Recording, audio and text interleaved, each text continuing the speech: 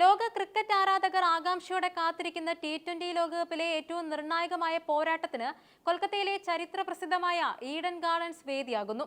ഇന്ന് നടക്കുന്ന India west Indies മത്സരം കേവലം ഒരു ഗ്രൂപ്പ് പോരാട്ടമല്ല, മറിച്ച് ഇരു ടീമുകളുടെയും ലോകകപ്പ് വിധി നിശ്ചയിക്കുന്ന മരണ പോരാട്ടമാണ്.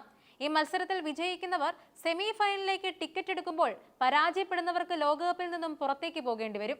സൂപ്പർ 8 ഘട്ടത്തിലെ ആദ്യ മത്സരത്തിൽ കരുത്തരായ ദക്ഷിണാഫ്രിക്കയോട് അപ്രതീക്ഷിതമായി പരാജയപ്പെട്ടതോടെ ഇന്ത്യയുടെ സെമി സാധ്യതകൾ തുലാസിലായിരുന്നു. എന്നാൽ സിംബാബ്വെക്കെതിരെയുള്ള രണ്ടാം മത്സരത്തിൽ ഉജ്ജ്വലമായ വിജയം നേടിയതോടെ ഇന്ത്യ വീണ്ടും ട്രാക്കിലെത്തി.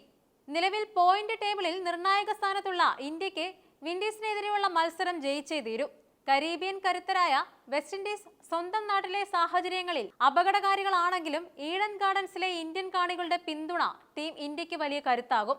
ഈ ലോകകപ്പിൽ ഇന്ത്യൻ ക്രിക്കറ്റ് പ്രേമികൾ ഏറ്റവും കൂടുതൽ ചർച്ച ചെയ്യുന്നത് മലയാളി താരം സഞ്ജു സാംസണിന്റെ പ്രകടനത്തെക്കുറിച്ചാണ്. സിംബാബ്വെക്കെതിരെയുള്ള മത്സരത്തിൽ ഇന്ത്യക്ക് മികച്ച തുടക്കം നൽകിയ സഞ്ജു വെറും 15 പന്തിൽ നിന്നും 24 റൺസാണ് നേടിയത്. ഇതിൽ 2 പടകൂറ്റൻ സിക്സറുകളും ഒരു ഫോറും ഉൾപ്പെടുന്നുണ്ട്. ഈ മത്സരത്തിലൂടെ സഞ്ജു ഒരു അപൂർവ ലോക റെക്കോർഡും സ്വന്തം പേരിൽ കുറിച്ചു.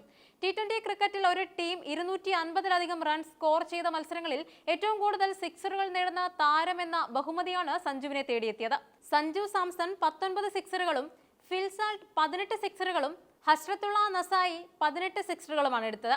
ഹൈ സ്കോറിംഗ് മത്സരങ്ങളിൽ സഞ്ജുവിന്റെ പ്രഹരശേഷി എത്രത്തോളം ഉണ്ടെന്ന് ഈ കണക്കുകൾ വ്യക്തമാക്കുന്നുണ്ട്. വെറും 24 റൺസ് മാത്രമാണ് സിംബാബ്വെക്കെതിരെ നേടിയതെങ്കിലും ടീം ടോട്ടൽ ഉയർത്തുന്നതിൽ സഞ്ജുവിന്റെ ആ 2 സിക്സറുകൾ വഹിച്ച പങ്ക് വളരെ വലുതാണ്. ഗ്രൂപ്പ് ഘട്ടത്തിൽ നമീബിയക്കെതിരായ മത്സരത്തിലും സഞ്ജുവിന് അവസരം ലഭിച്ചിരുന്നു. യുവ ഓപ്പണർ അഭിഷേക് ശർമ്മയ്ക്ക് വയറിലുണ്ടായ അണുബാധയെ തുടർന്ന് ചികിത്സ തേടേണ്ടി വന്ന സാഹചര്യത്തിലാണ് സഞ്ജു പ്ലേയിംഗ് 11-ൽ എത്തിയത്.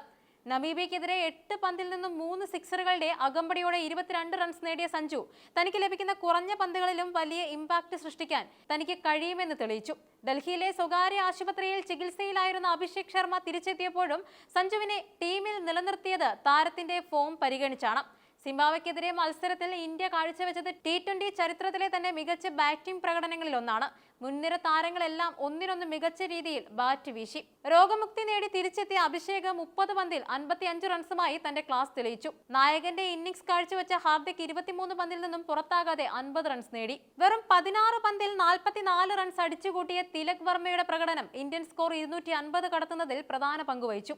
ഇഷാൻ കിഷൻ, സൂര്യകുമാർ യാദവ് എന്നിവർ മധ്യനിരയിൽ നൽകിയ വേഗത ഇന്ത്യൻ ഇന്നിംഗ്സിന് അടിത്തറ പാകി. ഇന്ത്യ ഉയർത്തി 257 റൺസ് എന്ന ഹിമാലയൻ ലക്ഷ്യത്തിന് മുന്നിൽ സിംബാബ്വെ പതറിയെങ്കിലും അവരുടെ താരം ബ്രയാൻ ബെന്നറ്റ് നടത്തിയ പോരാട്ടം പ്രശംസനീയമായിരുന്നു. 97 റൺസിൽ വെച്ച് പുറത്തായ ബെന്നറ്റിന് സെഞ്ചുറി നഷ്ടമായെങ്കിലും ഇന്ത്യയെ വിറപ്പിക്കാൻ അദ്ദേഹത്തിന് സാധിച്ചു. ബാറ്റർമാർ വലിയ സ്കോർ പടുത്തുയർത്തിയപ്പോൾ ബൗളർമാരും തങ്ങളുടെ ജോലി ഭംഗിയായി നിർവഹിച്ചു.